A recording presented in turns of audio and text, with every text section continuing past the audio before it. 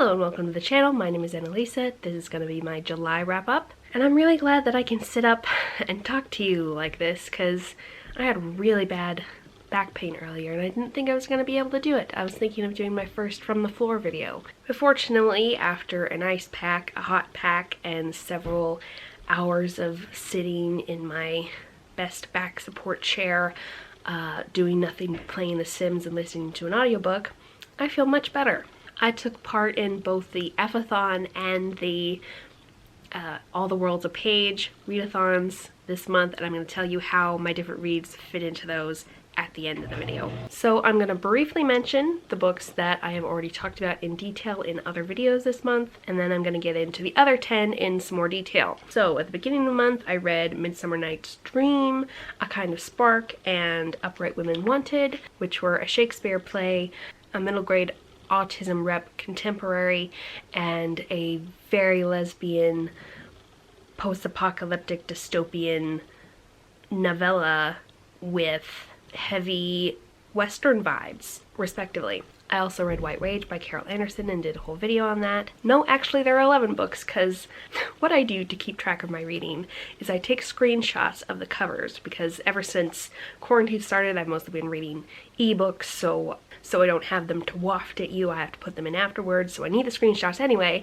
So I'll put them in a row to the right when I'm currently reading them, and then I'll move them over to a section along the top once I've read them. And so I have Race to the Sun by Rebecca Roanhorse over in the still reading section because I was listening to the audiobook. Like, I was actively listening to it. I had 20 minutes left to go, so 10 minutes since I read it 2 times speed. And the library just zapped it away because I apparently hit the 21 days exactly as I was listening to it in the middle of the day. So I don't actually know how that book ends specifically, but I don't think my overall opinion on it or review things I need to know to review it will be in those last 20 minutes, so I've requested to have it back, but someone else has it. I'm supposed to get it in less than 2 weeks, but I'm just going to review it now since I told you I was reading it at the beginning of the month. So basically, it is a Rick Riordan Presents book. Rebecca Roanhorse is a mixed-race person who is both Black and Native American, and she is specifically from what we know of as the Navajo tribe, and I know from reading her other books, Trail of Lightning, that the Navajo people call them something else, and it's either Dine or Dinata. One of those is the name of the people and one is the land that they live on, and I don't remember which is which. But anyway, because this is Rick Riordan Presents, she is drawing from their mythos to create this story. And so it is about a mythical bad guy from this 12-year-old central character's mythos that is taking corporeal and modern form in the guise of this oil company, and specifically the head of the oil company, who is trying to basically destroy the land. And so it's about our main character learning more about her people's mythos in order to take this guy down, because she has to go around to lots of mythical places to find lots of different mythical allies to help her fight them, because she herself is specifically a monster slayer, and her mother before her was also a monster slayer, and so she needs to find out more about it. Something that I liked because I read this author's other books whilst I was reading this book, because it took me longer to read this one, is that I recognized different things from the mythology, because she interprets the mythology different ways, because one is a middle grade book and one is an adult series. So I got to see, like, there's something called a lightning sword featured in both, and for one, a lightning sword is the coolest weapon ever. Thor's hammer is great, except it's a hammer, and hammers are, like, not the coolest weapon. Swords are the coolest weapon, so when you combine that with lightning, it's like that's the coolest weapon. So I was very happy about the whole lightning sword thing. Clearly she also likes that part of the story. This is a weapon that is specifically linked to the Monster Slayer character in their mythos, and the Monster Slayer character is in both books, portrayed vastly differently in each of them. And as per usual with middle grade, and with most stories in general actually, our main character has a little posse grouped around her of her brother and her and some of her middle school friends, as well as one of her stuffed animals who becomes animated, which is really cool, and is also a theme of one of the books in the Fairyland series. It's a very cool theme, and so the mythos was really interesting. I liked a lot of the characters. Personally, I feel like this author is more attuned to, just generally does better at adults. That might be because she's written more adult books, but personally I like her adult writing quite a bit better, whereas in general I like middle grade better than adult or YA. But some authors I will like their adult much better than their middle grade, or some I will like their middle grade much better than their adult. Catherine M. Valente is someone I like both her middle grade and her adult, so it really varies.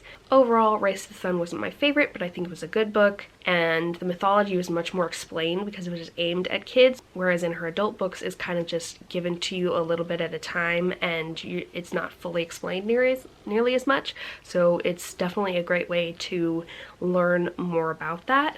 Plus, it's also much more suitable for kids if you want to specifically introduce your kids to the myths of other cultures. I would definitely recommend this one over her adult books, of course. Now, on to her adult books, which I absolutely loved. She's a new favorite author. It was a very strange experience because, okay, it reminded me a lot of the Mercy Thompson series in some specific ways, but also being totally different. I've talked a lot about the Mercy Thompson series, but basically it's supernatural, adventure, mystery. The things that are mainly in common are the supernatural part, but weirdly specific things that they have in common include that the main character is a fairly mature woman living on her own, specifically in a really beat up trailer, has a pet. One has a cat, whereas one has 3 dogs. But they're all rescues, and they're basically there to make up for the fact that the person has no human friends. Also that they both drive and can fix up really pathetic broken down cars, and also that it's set almost right now, but in a slightly different, like alternative history / alternative very near future. So in Trail of Lightning, it's post-apocalyptic. Maybe 15 years ago, it sounds like, there was a big water which flooded basically the whole world except the middle of the US and various other high altitude places around the world. So the places where the Navajo people lived, as well as Utah. So only a few places survived. There's not very much technology because they don't have the power to power it.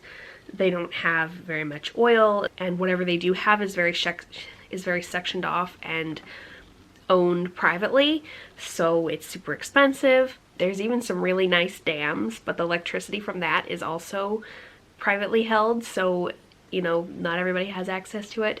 And there's also a drought. I'm also not a climatologist, so I don't really know how those things are related, but there's a drought and they live in kind of a desert / hot place anyway.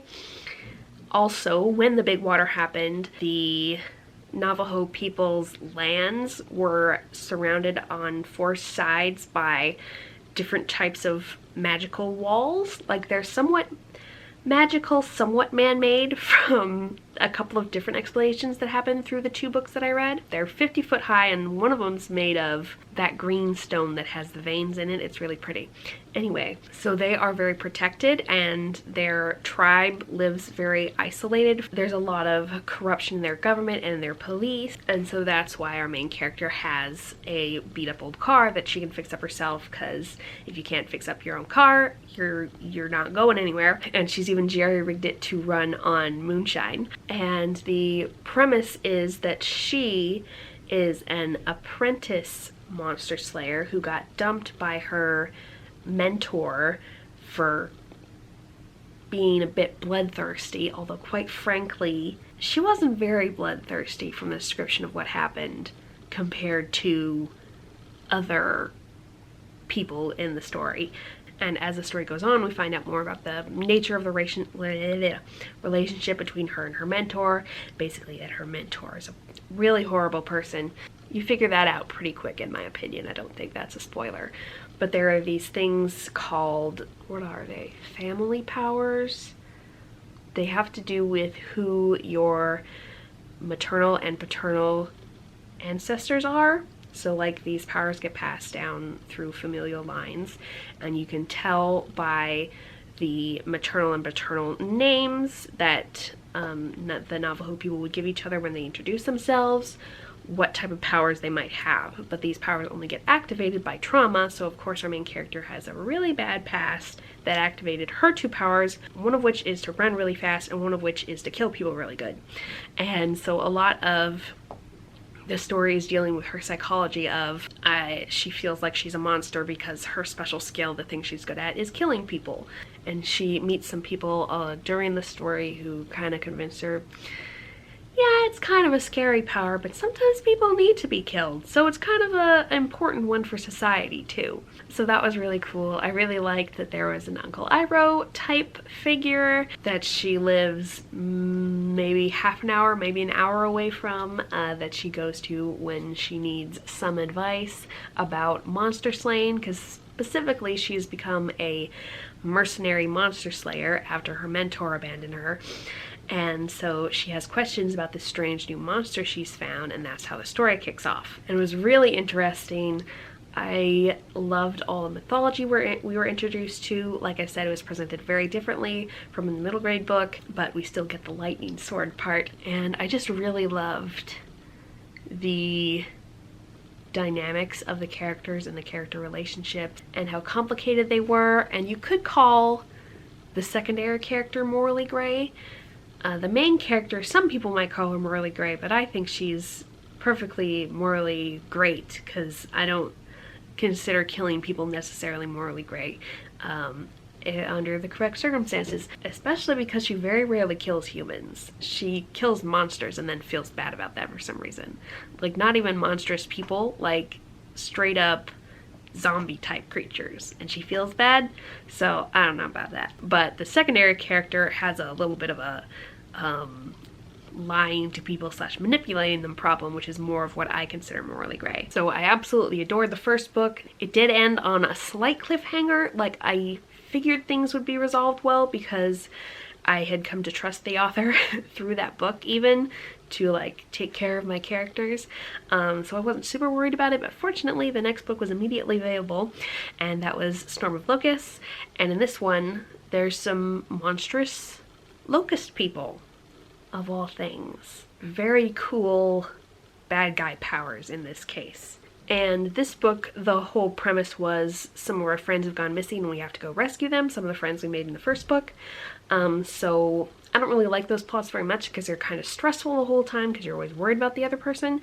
But in this case, the person we were going to rescue wasn't being tortured or things like that. He wasn't in danger of dying, it didn't feel like. So it wasn't nearly as uncomfortable as rescue plots are a lot of the time. Plus we got a lot more from the side lady characters in this book. There is a glorious secondary character who's introduced in the first book who is not a member of the Navajo tribe. She and her family moved to the protected area, I think shortly after the Big Water, and I really enjoyed all that we got to see of her and her brother because they are gun-toting, wilderness surviving, motorcycle riding, smuggling type badasses, and I love them a lot.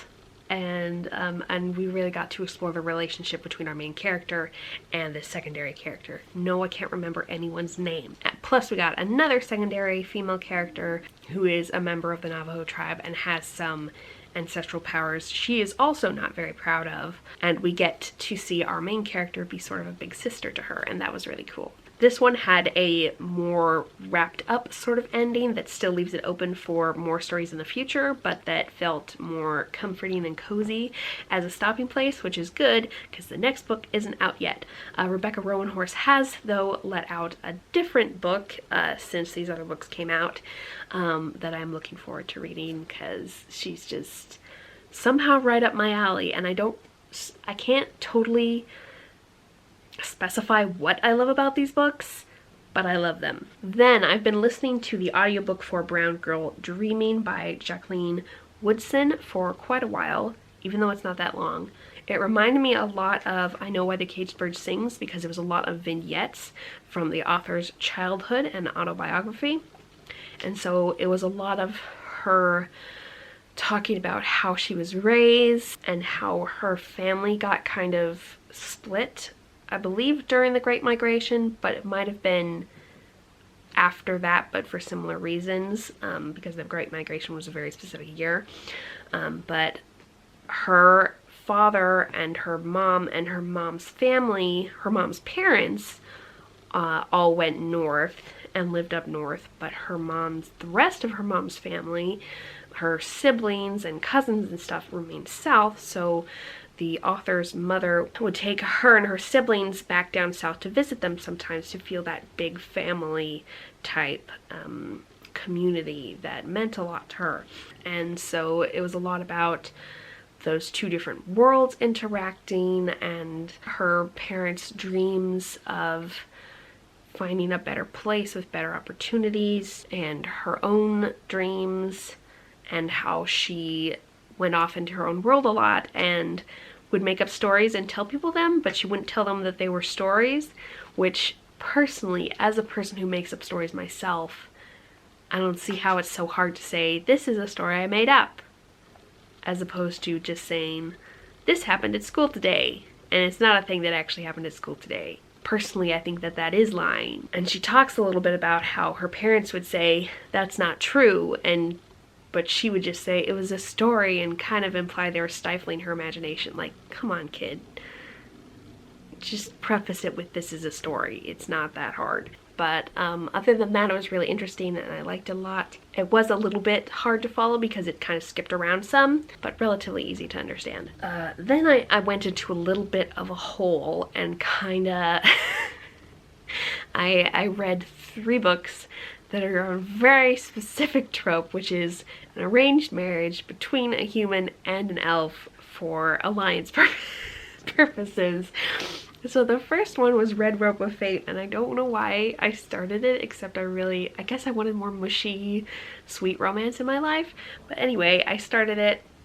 I had seen Jane Bookish Thoughts recommended at one point, but as I've said before, at that time I wasn't in the mood to go down a fantasy romance hole, because whenever I start those I have a hard time stopping. Anyway, Red Rope of Fate is by K.M. Shea. It's about 2 kingdoms that have been side by side for a while because the low elves, who are mixed race humans and high elves, have moved onto this piece of land next to these humans to, I think, get away from other humans and also the high elves. And so the humans really like them and made friends with them and want to protect them from bad guys, and without exploiting them in any way, which seems really weird to me, but also, you know, it's a fantasy story. You can make up nice countries that take care of people with no ulterior motive if that's what you want to do. It made for a very nice story premise. But anyway, these 2 kingdoms have very much difficulty communicating with each other. They can't learn each other's languages because their mouths can't make those sounds and their ears can't hear them very well. They've somewhat solved this by having a limited amount of sign language, but it's never explained why they don't just make a full language out of sign language that they can talk in, instead of just a few very basic gestures, kind of on the level of military instructions, like go here, do this, someone's coming, where's the bathroom? So the world building had a few holes in it, but overall the purpose of that was to make this situation where they bond elves and humans together so that they can have limited telepathy. And sometimes this helps them communicate to a certain extent and learn each other's languages, but usually not very much. And it's more of an emotional telepathy bond rather than actual words. But in this case, it makes this weird thing where they can understand when the other is talking. They can't do like telepathy and send a thought, but whatever one of them says out loud, the other person can understand it, even though it's in the other language, without actually understanding the language. And so everybody's very happy about this and wants them to hang out with each other so they can teach each other the language better and get some cross-cultural information that they haven't been able to exchange yet. And it's basically about both of them overcoming their different cultures to become friends and then fall in love. And it's very silly and goopy, but I really liked it. Suggested, I think, in the little bar in your Kindle, when you've got a book in the middle, it'll show you beneath that several similar books. So it showed me Fierce Heart by Grayce, and this is another book about, in this case, the humans and the elves are on the brink of war, and they fought war before, but they're thinking maybe if we do a marriage alliance, there will be enough bonds between the families that we won't want to fight anymore, because they're not really fighting for an actual reason that one wants the other's stuff or the other's space or whatever. They just don't like each other, and so there's tension. So they arrange this marriage, and both families actually really love their siblings that they're marrying off to each other. It actually does work the way that it's supposed to, and that we love our siblings, so we'll make nice with the in-laws. It also works because the two decide that we're gonna make the best of this and try to be friends and actually want to have peace between their countries. And so this is also about them overcoming cultural barriers to figure each other out and become friends and then fall in love. Something interesting about this pair of books, because I also read the sequel, which is Warbound. Once again, the third book in the series is not out yet and isn't coming out until September. But the thing about this, especially the first book, because the first book was set in the Elven lands, and it was in the type of Elven lands with frickin' giant trees, in which the elves lived in houses with many separated rooms that they grew out of the trees. Reading it really felt like coming home in a weird way, because I've never actually read anything set in a world like that except Lothlorien. And while yes, Fellowship of the Ring, the movie, was a huge part of my childhood, that specific part wasn't so huge. And I guess it was just the classic idea of elves living in a place like this and wearing this type of clothes. I think I played more video games that portrayed elves that way than actual books, because I don't actually read that many older fantasy books that conform to those sort of archetypes. But it was so comforting and just pleasant, and I just enjoyed it so much. The writing was not that great. The emotional depth and the characters and the relationships and each individual character were really well done, I felt. But the actual prose was subpar, and the plots were pretty classic romance plot points, like she happened upon him while he was training, jumping through the trees with his shirt off, and she wandered around the castle and bumped into his relatives, and they went off to a vacation in a forest home by a lake together, you know, kind of anime-ish stuff actually. And the second book actually made me think a lot about how in fantasy and sci-fi there is such a great opportunity to talk about disabilities, because it's hard for people to conceptualize just regular humans being so different from them and having different needs because of disabilities. But in fantasy and sci-fi, if you're an alien or some magical creature like an elf or a dwarf, it seems natural that you would have other needs and sensitivities to things. Like these elves have a sensitivity to being underground or even surrounded by rock in a castle, and they get really wigged out by it. They also have a real sensitivity to flavors of foods. They need really bland foods. And one time on Star Trek, they were very on the nose about aliens having disabilities, because one particular species lived on a very low gravity planet and had to have a wheelchair or crutches to work and move around in everybody else's gravity. But there are lots of different ways that fantasy characters are shown to have sensitivities and needs that humans don't, and I really like that, and I think I want to do a video on that because it's very cool. And being a disabled person myself, it's very special to me, with fantasy being my favorite genre, that's something that is so easy and understandable for non-disabled people to understand, and it kind of makes it easier for some disabled people to be like, oh, I'm not broken, I'm just like an elf. I can't eat food like that. I need to have certain lighting. I get overstimulated easily, etc. There was a lot of that in the second book, because in this one they both went over to the human lands. Then I read Cinderella is Dead by Kalynn Bayron, and I really didn't enjoy it. I was really hoping to enjoy it because queer black Cinderella, with Cinderella being dead and it being post-Cinderella and being super feminist about overcoming the patriarchy sounded really great and exciting, and it has a cool cover. Basically the concepts are really good and the whole idea of it is really good.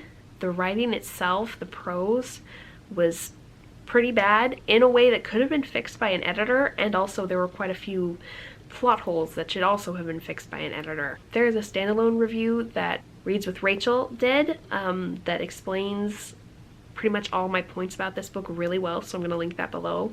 But basically, if it helps queer black girls to feel good about themselves and feel powerful and beautiful and lovable and like badasses, then that's great, and I hope that it finds its way into the hands of young black girls and young queer girls, and I look forward to more from this author. I just really hope that the publisher does their job and doesn't rush it through the editing process next time. Then I read You Should See Me in a Crown by Leah Johnson, and I really enjoyed this one. Part of it was I was reading a lot of darker books like Cinderella is Dead and The City We Became at the same time, and this was a much lighter subject. The world wasn't going to end, people weren't going to all get killed. The stakes were the main character wanted to win Prom Queen because there was a scholarship to go with it. So like super low stakes, which is just so relaxing and just what I needed. The prose was beautiful. I love the personality of the main character. Also her love interest. This is a queer book if you're not aware. Their romance was adorable most of the time. Her love interest pressured her to come out quite a bit, and I don't think that's okay ever. I think any reason is good enough not to want to come out, and it's nobody's business but your own, even if you do have a partner. Like maybe another person isn't comfortable being with you in that situation, and not being able to be open about it, but that's their problem. That's not the problem of the person who is in the closet. You have a right to control information about your sexuality and anything that's personal to you. But anyway, other than that, I absolutely loved it, and there was a lot of talk about what it's like to grow up black in a very conservative little mainly white town, and also what it's like to be queer in those circumstances, and growing up with no parents but being raised by your grandparents. Also chronic illness because the main character's brother has sickle cell disease. And there were just lots of points that were really interesting. There were good teachers, there were bad teachers, because of course it is centered around a school. At first, when I first heard the premise of there being a scholarship for Prom Queen, it didn't really make sense, but in the book it's really explained well that this is a method for rich parents to give their rich friends' kids money to go to college, and also to reward fitting into this straight, white, very gender role enforcing little competition. And that way it does make sense, yes. Conservative, patriarchal white people would do that. And so overall it was just really enjoyable and relaxing. Then I finally finished The City We Became by N.K. Jemisin. I did not expect the ending, but I loved it. It was a really good ending, and I really love the characters, especially Bronca, who is a Native American who is older. She was a part of the Stonewall riots. She has a whole life history of activism that we get to learn a little bit about. And there's also Brooklyn, who is also really cool and has a really cool background. She's like more 30s to 40s, whereas I think Bronca's more like in her 60s. And they don't get on very well initially, but I really love their bands, and also just both characters are so cool and badass and strong in many different ways, and Bronca's super grumpy a lot of the time, and I love that. And there was a lot of discussion of gentrification and taking away the identity of the city to make it all whitewashed and also all look the same, be like chains, and just everything's a copy, and how that was a method of the evil city who was trying to take over. This is a story about the city we became being these 5 people became representatives of the 5 boroughs, and this New York City as a whole. They would fight back against that with one of them, a girl from Queens who was Indian, I believe, used math and like physics stuff to fight the bad guys, and Brooklyn would use music, and they would just use the essences of their different boroughs to fight back against that. And so I learned a lot more than I knew before about the kind of vibes and personalities of the different boroughs, whereas I didn't even know where some of the boroughs were before. Like, I knew where Manhattan and Staten Island were because I visited both of those. I didn't know where any of the other ones were. I had to look up a map when I was midway through the book and be like, oh, okay.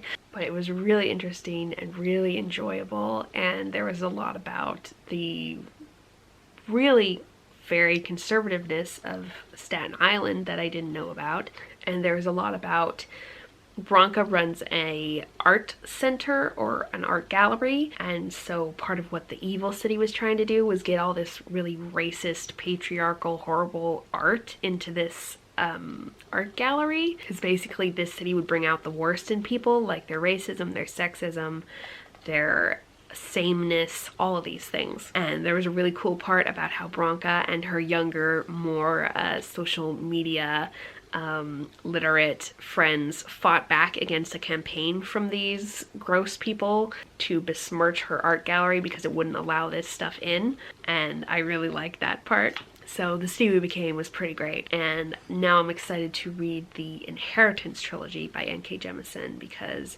Angela of the Literature Science Alliance really likes that particular series of N.K. Jemisin's, so hopefully that will go well. Then we have Eloquent Rage by Brittney Cooper, and this one I listened to on audiobook, and it was really just really pleasant to listen to. A lot of nonfiction I prefer to read either ebook or physically, because I want to be able to go back and reread and take notes and annotate. But in this case, it was less statistics and facts and information. It was more a perspective and thoughts and personal stories, and I really enjoyed that, and like learning from the perspective of a Black woman, what it was like for her growing up in a Christian community and how she figured out what she believes around that, and how her beliefs about God relate to her beliefs about feminism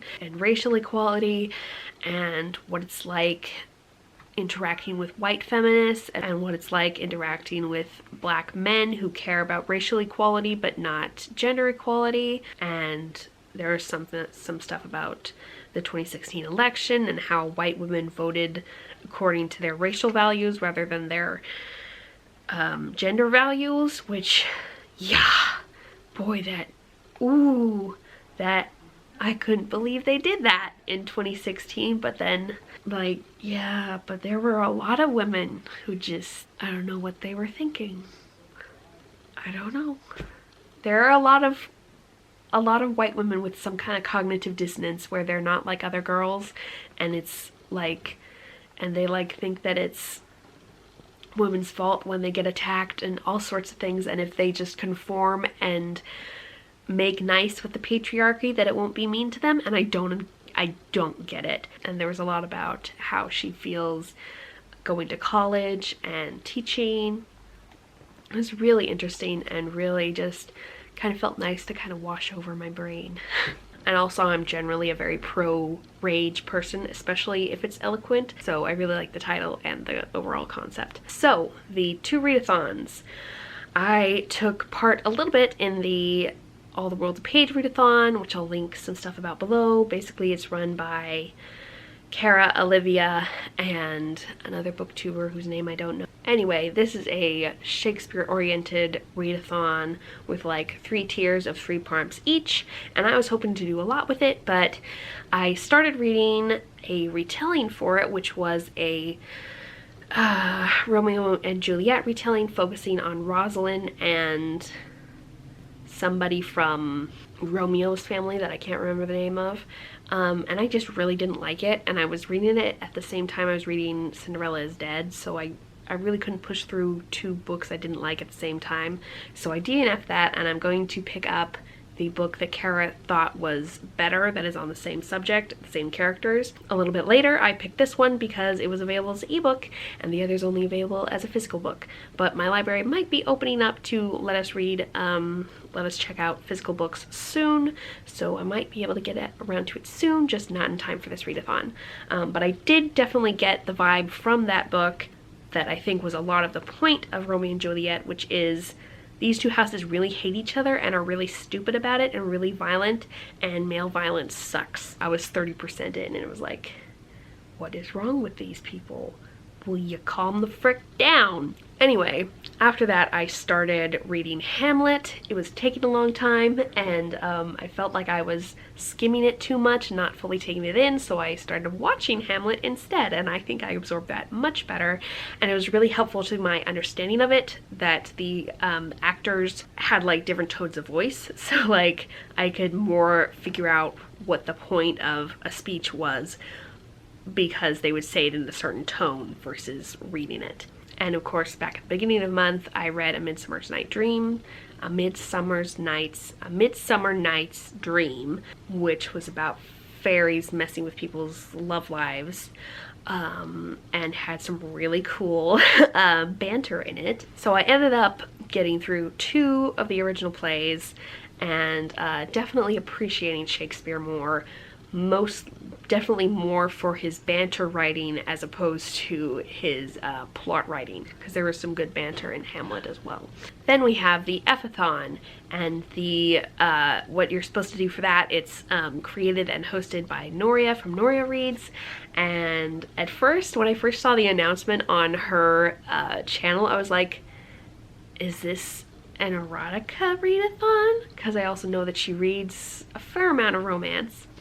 But no, it's about telling various bad things to F off. I'm not saying the word not for my own benefit. I don't mind saying it, but I know that other people aren't comfortable, so and I like to like have everybody be comfortable, because I used to not like hearing it. So people who are like I used to be, I don't want you to have to cringe every time I talk about this readathon, but basically there's one for F ageism, which I think is fulfilled by The City We Became. The City We Became was the best for this readathon, because it also covered F, the thing that I already said the word for, but it's where you push poor people out of communities by making the property values go up. Apparently I can't remember anything, but what you're supposed to do is draw an F by crossing out these prompts. So I'll show you my F that I made. It's an upside down one, but it includes F ableism, and this one I used a kind of spark for, white supremacy, which I used white rage for, F with yourself, which I used my 3 elf romances to cross that off, because that was totally self-indulgent and not what I was planning for my reading schedule, and a couple other things. That was a really cool readathon, and I especially like Noria's videos that are like 20 books for each prompt. Capitalism, ageism, all sorts of different things, which are going to be super useful for making TBRs for a lot of different readathons. Anyway, thank you so much for watching. What have you enjoyed reading this month? What have you not enjoyed reading this month? I will see you in the next video. Bye!